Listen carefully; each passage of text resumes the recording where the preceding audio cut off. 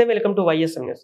ఉత్తమ మహిళగా మీ నేస్తం అధ్యక్షురాలు దుర్గాదేవి అంతర్జాతీయ మహిళా దినోత్సవంలో సీల్డ్ అందజేత కాకినాడ జిల్లా పిఠాపురంలో పుణ్యక్షేత్రానికి పేరు అదే. పిఠాపురంలో పేదలకు చేయూతను అందించడంలో మారు పేరు దుర్గాదేవి టీచర్. అంతర్జాతీయ దినోత్సవం పురస్కరించుకున్నందుకు తమ సేవలను గుర్తించి మున్సిపల్ కార్మికుల ఆధ్వర్యంలో యూనియన్ అధ్యక్షులు ముత్యాల అప్పారావు అధ్యక్షతన సన్మాన సభ ఏర్పాటు చేయగా మున్సిపల్ మహిళా కార్మికులు దుర్గాదేవి గారికి శాలువా కప్పి సత్కరించగా state bank field officer Kumar గారు పూలమాల వేశారు. తదుపరి రిపోర్ట్ శివ గారు పుష్పగుచ్చం అందించి శుభాకాంక్షలు తెలియజేశారు. యూనియన్ గౌరవ అధ్యక్షులు సాక రామకృష్ణ చెక్క అప్పుల కొండ సన్మాన గ్రహీతకు సీల్డ్ అందజేశారు. ఈ సందర్భంగా పలువురు మహిళా దినోత్సవం విశిష్టతను గురించి వివరించారు.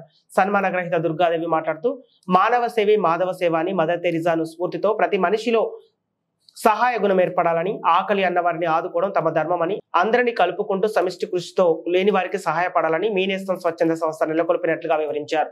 నా సేవలను గురించి ఇంత గౌరవంగా సత్కరించిన మున్సిపల్ కార్మికులకు కృతజ్ఞతలు తెలియజేస్తున్నానని ఆమె అన్నారు. ఈ కార్యక్రమంలో పర్మనెంట్ వర్క్ పోట్నూరి అప్పారావు, పైడియు కిషోర్, న్యాయవాదులు తదితరులు పాల్గొన్నారు.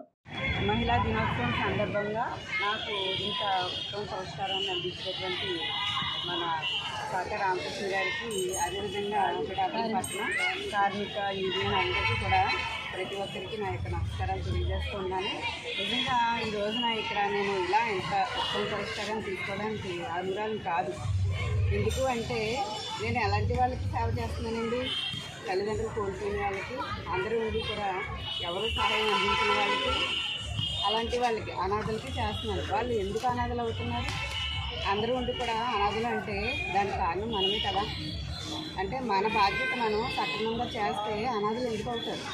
కాబట్టి నేను ఒక 2 మాటల్లో చెప్పదలుచుకుంది ఏంటంటే, మన బాధ్యత పౌరులుగా మనం ఏం చేయాలో, భర్తగా, భార్యగా, అదేవిధంగా తల్లిదండ్రులు కన్నా బిడ్డగా ప్రతి ఒక్క క్యారెక్టరు మనం పరిపూర్ణంగా చేయగలిగితే ఈ రోజుల్లో అనాథలు అంటే ఎవరు ఉండరు, నిరాశ్రయులంటూ ఎవరు ఉండరు. కాబట్టి నేను చెప్పదలుచుకున్న ఒకటే, విలువలు కలిగి ఉండి నీతిగా, నిజాయితీగా వాళ్ళ యొక్క బాధ్యతను సక్రమంగా నిర్వర్తిస్తే ఈ రోజు నాలాంటి వాళ్ళు ఎవరు పుట్టుకురారు.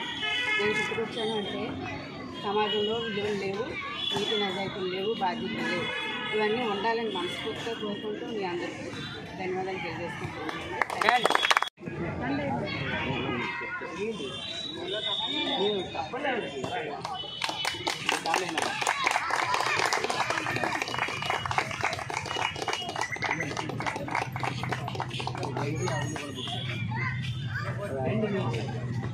ఎవరైనా అలాగే